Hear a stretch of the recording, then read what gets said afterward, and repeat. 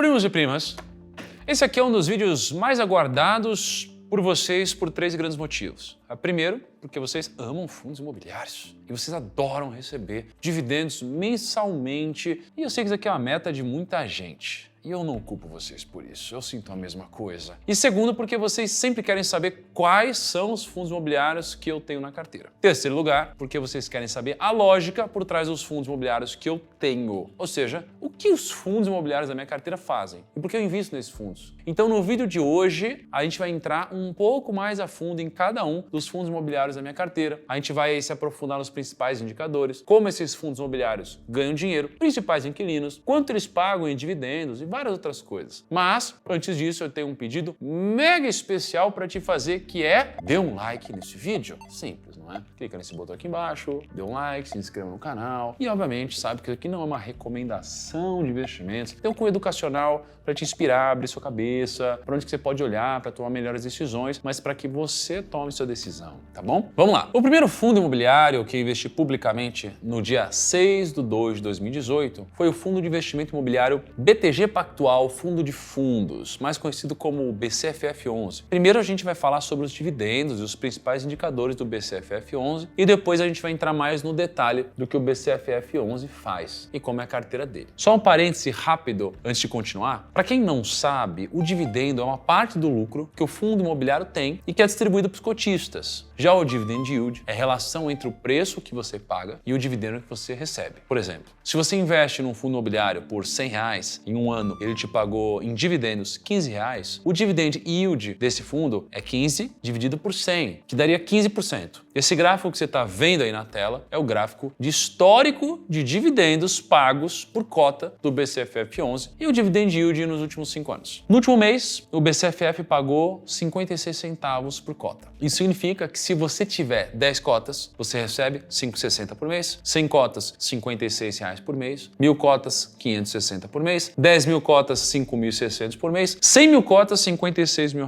por mês. Mas é claro que você não vai começar com 100 mil cotas. Mas se você não começar com a primeira, você nunca vai ter 100 mil cotas. É isso que você precisa entender. E antes da gente continuar, tem 2 coisas que a gente precisa prestar atenção. A primeira delas é que o BCFF é um fundo imobiliário que tem uma certa constância no pagamento de proventos. Se você pegar desde o começo de 2022, os dividendos do fundo praticamente ficaram estáveis. Por um lado, isso é bom, porque você tem previsibilidade na hora de receber o seu provento. Por outro lado, a inflação em 2022 foi de 5,8%. Em 2023, a projeção é que a inflação fique em 4,9%. Ou seja, se você recebia 54 centavos por cota do BCFF no começo de 2022, é como se esses 54 centavos fossem valer no final de 2023 50 centavos. O dividendo se manteve constante de forma nominal, mas desde 2018 os dividendos do BCFF não sobem de forma real. Isso não é muito interessante para sua renda passiva. Isso significa que o BCFF nunca vai subir o dividendo com retorno real? É claro que não, mas é um ponto que você precisa ficar atento. A segunda coisa que a gente precisa entender é que mesmo o dividendo não subindo tanto, o dividend yield do BCFF11 subiu. Em 2020, o BCFF tinha um dividend yield de mais ou menos 0,4% ao mês. E hoje, o dividend yield é de 0,75% ao mês. Por que isso aconteceu? Porque a gente viu uma Selic sair de 6,5% para mais de 13% em pouco tempo. Então as pessoas começaram a vender os fundos imobiliários delas, já que a renda fixa estava pagando 13% ao ano garantido. E se tem mais gente vendendo os fundos imobiliários, existe uma pressão vendedora grande do lado dos fundos imobiliários e os preços caem. Então se a cota cai de preço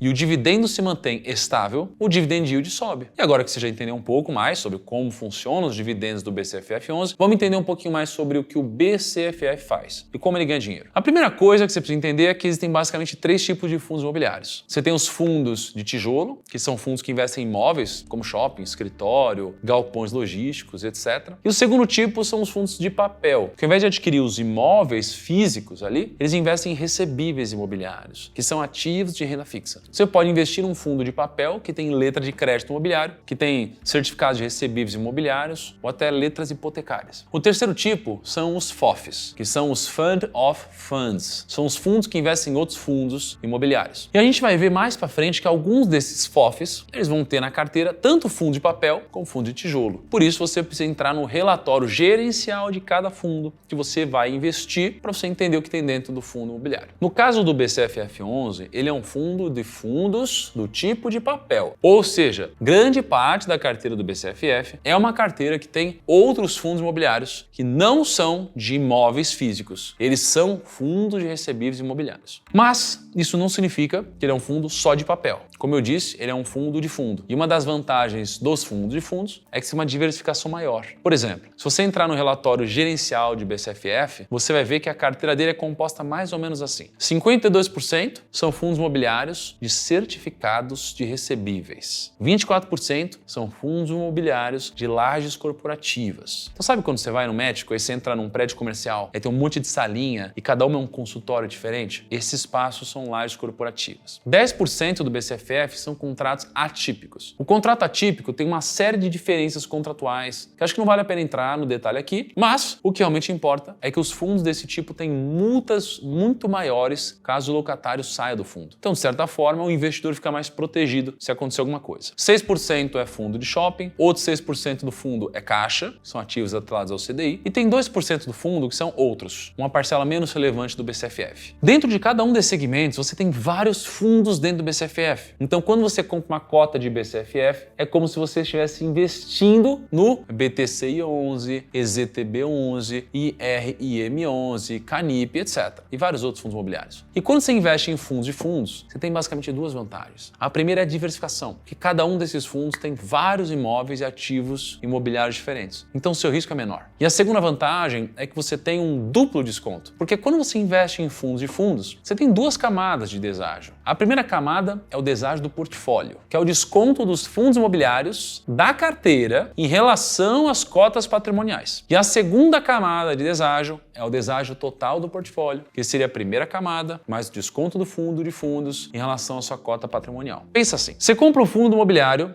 com preço sobre o valor patrimonial de 0,9. Ou seja, esse fundo tem 10% de desconto em relação ao preço justo. Só que a média do preço sobre valor patrimonial dos fundos dentro desse fundo é de 0,8. Sabe o que está acontecendo aqui? Você comprou um fundo imobiliário com deságio sobre deságio em relação ao seu valor patrimonial. Isso significa que o seu desconto é de 10% do fundo, mais 20% dos fundos dentro do fundo. E é isso que está acontecendo com o BCFF. O BCFF negociava com 6% de desconto patrimonial, só que se a gente considerar o duplo desconto do BCFF, esse desconto chega a 19,7%. Agora vamos olhar para a vacância do BCFF. Como ele é um fundo de fundos, cada um dos fundos dentro dele tem vários imóveis e cada imóvel tem uma vacância diferente. Então a gente precisaria fazer uma média ponderada de todos os fundos do BCFF para saber como está a vacância do fundo. Como isso vai gerar um nível de complexidade bem grande, vamos olhar para a vacância dos principais fundos de tijolo dentro do BCFF. O maior fundo de tijolo dentro do BCFF é o Votorantim Logística, que é o VTLT11, que está com 0 de vacância. O segundo fundo é o BTLG11, que é um fundo de imóveis industriais e logísticos, e ele tem 22 imóveis que vocês estão vendo agora aí na tela. Alguns estão em desenvolvimento, alguns em processo de venda, outros com 0 vacância, alguns com vacância um pouquinho mais alta, mas ele tem uma vacância hoje de 4% financeira. A vacância financeira funciona assim. Se um fundo tem capacidade de gerar 1 milhão por mês de renda, mas ele gera 900 mil, a taxa de vacância financeira é de 10%.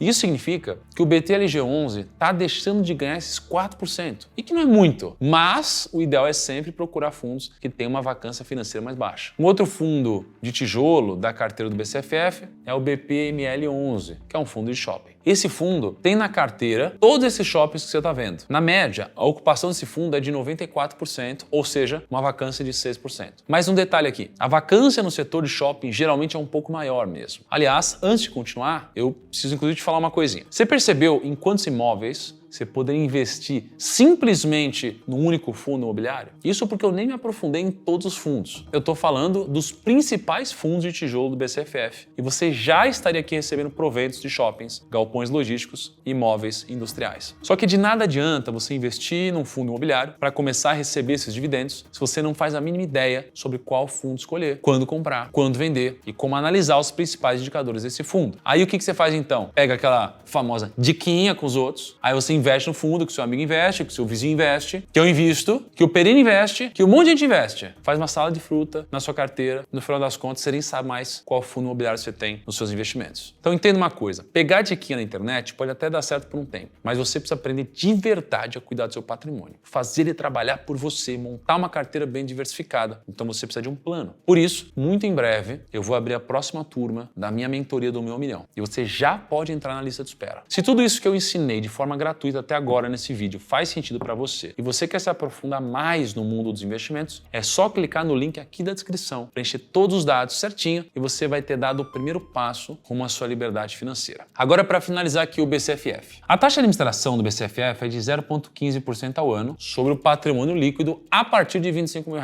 Então, se você investe menos que isso, não tem taxa de administração. E assim como a grande maioria dos fundos imobiliários da Bolsa, o BCFF é obrigado a distribuir no mínimo 95% dos resultados em forma de dividendo. O segundo fundo da minha carteira é o HGLG11 e esse eu tenho um carinho muito especial, até porque eu tenho mais de R$1,5 milhão em HGLG. Ele representa hoje algo próximo de 10% da minha carteira. Vamos seguir a mesma lógica do BCFF. Primeiro falar sobre os dividendos e os principais indicadores do HGLG. Depois a gente vai entrar mais no detalhe de como é a carteira do HGLG. Esse é o gráfico de dividendos pagos por cota do HGLG11 e o dividend yield dos últimos 5 anos. E logo de cara, você já percebe uma diferença entre os proventos do HGLG e do BCFF. Enquanto no BCFF você tinha um gráfico de dividendos mais estável e sem grandes picos, no HGLG a maioria dos meses você recebe o dividendo igual, só que em alguns momentos você vai receber um dividendo maior por conta de alguma venda que o fundo ele venha a fazer ou algum ganho de capital a mais que aconteça. No último mês, o HGLG pagou R$1,10 por cota. Isso significa que se você tiver 10 cotas, você receberia R$11,10 por mês. 100 cotas, R$110 por mês. 1.000 cotas, R$1.100 por mês. 10 mil cotas, 11 mil por mês. 100 mil cotas, 110 mil por mês. E como que o HGLG faz dinheiro para te pagar todos esses dividendos? Bom, o HGLG é um fundo de imóveis industriais e logísticos que tem vários locatários, com inclusive alguns listados em bolsa, como a TOTS, a Vivo e a Suzano. E a maioria dos ativos do HGLG, eles estão em São Paulo e alguns espalhados em Minas Gerais, Santa Catarina, Rio de Janeiro e Pernambuco. De todos esses ativos do HGLG11, uma das coisas que mais chama atenção no mercado é a qualidade dos ativos. Isso porque 37% da receita do fundo vem de imóveis com classificação AAA, que são imóveis com mais qualidade. 38% do fundo veio de AA e 7% veio de A,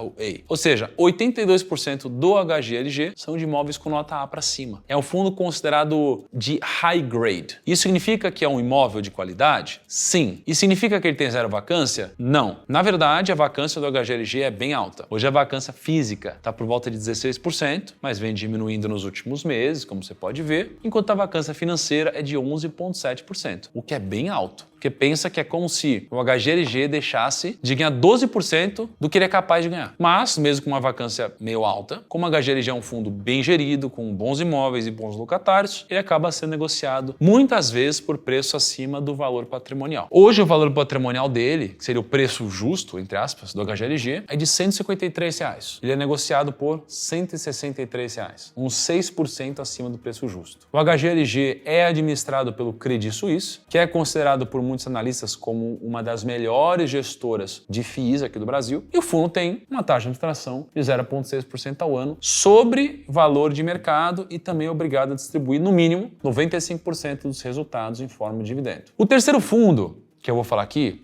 é o ALZR11, que aliás é o maior fundo imobiliário da minha carteira e também a maior posição na minha carteira como um todo. Hoje eu devo ter algo em torno de uns R$2 milhões em ALZR, que dá uns 13% da minha carteira. Então vamos lá. Esse daí é o gráfico de dividendos pagos por cota do ALZR e o dividend yield é esse daí. O ALZR também é um fundo imobiliário que tem muita constância no pagamento dos proventos. A única exceção a isso foi em setembro de 2022, quando ele pagou R$ 5,65 numa paulada só, porque ele tinha acabado de vender o imóvel. Fora isso, o resto dos meses ele vai pagar com bastante regularidade. No último mês, o LZR pagou 83 centavos por cota. Isso significa que se você tiver 10 cotas, você receberia 8,30. 100 cotas, R$ 83 por mês. 1.000 cotas, R$ 830 por mês. 10 mil cotas, R$ 8.300. 100 mil cotas, R$ 83 mil. Então, se a gente olhar para a carteira do LZR, a gente vai ver isso daqui. Ó. O LZR é um fundo que tem uma carteira com vários locatários e vários imóveis. A maioria em São Paulo, mas alguns também no Rio de Janeiro. E o foco deles é edifícios comerciais e galpões logísticos. E o legal do Alianza é que ele não só está bem diversificado em em região e locatário, mas se você pegar os segmentos das empresas que locam os imóveis da Alianza, também tem muita diversificação. 26% do fundo é locado para o segmento de alimentos e bebidas, inclusive para Bauducco e Coca-Cola, que são, aliás, empresas com décadas de história. Então, de alguma forma, passa credibilidade para o cotista, né? 20% é para o setor químico, 10% para medicina diagnóstica e tem também setor de gestão de processo, educação, indústria, automotivo, varejo, enfim. É um fundo muito diversificado. E ele não só está bem diversificado com vários inquilinos, como ele também é um fundo que tem literalmente zero de vacância. Todos os imóveis do fundo estão locados e geram renda para os cotistas. É claro que isso acaba refletindo na cota. Então, se você olhar o valor patrimonial do LZR, você vai ver que o valor patrimonial do fundo é algo em torno de R$106 por cota, só que ele é negociado por 114. Então é um prêmio de 8% mais ou menos, tá? O LZR é administrado pelo BTG e a gestora do fundo é a Alianza. Hoje ele tem uma taxa de administração de 0,2% sobre o patrimônio e assim como todos os outros fundos distribui 95% do lucro em proventos. O último fundo é o CPTS11. O CPTS é um fundo de papel, mas muitos analistas acabam considerando o CPTS de certa forma um fundo de fundos, porque mais ou menos 1/4 da carteira dele são outros fundos. Ele tem 27% da carteira dele em fundos imobiliários e o restante da carteira em operações de CRIs high grade de maior qualidade no risco de crédito, que representam mais ou menos os outros 2/3 do fundo. E só um detalhe, essa estrutura do CPTS pode mudar com o tempo. Em 2021, o CPTS chegou a ter 33% da carteira dele em FIIs e hoje ele tem uma exposição um pouco menor. Mas isso faz parte da estratégia da gestora de girar a carteira, tanto em CRIs quanto em FIIs, para aproveitar as oportunidades que o mercado costuma dar. Se a gente olhar para os dividendos do CPTS, vai ver que é um fundo com bem menos regularidade no pagamento dos proventos do que os outros FIIs que eu trouxe. Então, por exemplo, no final do ano passado, o fundo estava pagando 37 centavos por cota. 6 meses antes, estava pagando R$1,12 por cota. E 6 meses depois, 85 centavos por cota. Por que isso acontece? Porque o CPTS é um fundo de papel e os fundos imobiliários de papel investem em títulos de renda fixa. Esses títulos são remunerados com juros. Só que em um cenário de deflação, esses juros ficam menores e aí então o fundo precisa diminuir os proventos. E se a gente olhar o IPCA, a gente teve uma deflação em agosto e setembro de 2022, o mesmo período que o CPTS pagou um dividendo menor. Então a lógica que você precisa seguir nos fundos de papel é essa. Deflação significa dividendo menor. E inflação leve ou moderada, um dividendo maior. No último mês, o CPTS pagou 89 centavos por cota. Isso significa que, se você tivesse 10 cotas, teria recebido 8,30. 100 cotas, R$ 89,00. 1.000 cotas, R$ 890,00. 10 mil cotas, R$ 8.900. 100 mil cotas, R$ 89.000. O CPTS ele é administrado pelo BTG e a gestora é a Capitânia. Hoje eles têm uma taxa de administração de 1,05% ao ano e é um dos fundos imobiliários que eu tenho comprado nos últimos episódios do Mobilhão. Ele foi muito recomendado pelo Ricardo, analista da Speech. Enfim, então, é isso, primos. Eu também tenho uma partezinha pequena ali da minha carteira em XPLG, mas representa 0,4% da minha carteira, então acho que não vale se aprofundar nesse case aqui hoje. Espero de verdade que todas essas informações sejam úteis para você de alguma forma. Fundos imobiliários representam um segmento que eu gosto muito de investir. Eu sei que pode ser desmotivante investir e receber pouco provento no começo, mas com paciência, aporte constante, estudo, eu tenho certeza de que vocês são capazes de aumentar cada vez mais a renda passiva de vocês. Vou ficando por aqui, um grande abraço, até o próximo vídeo e tchau.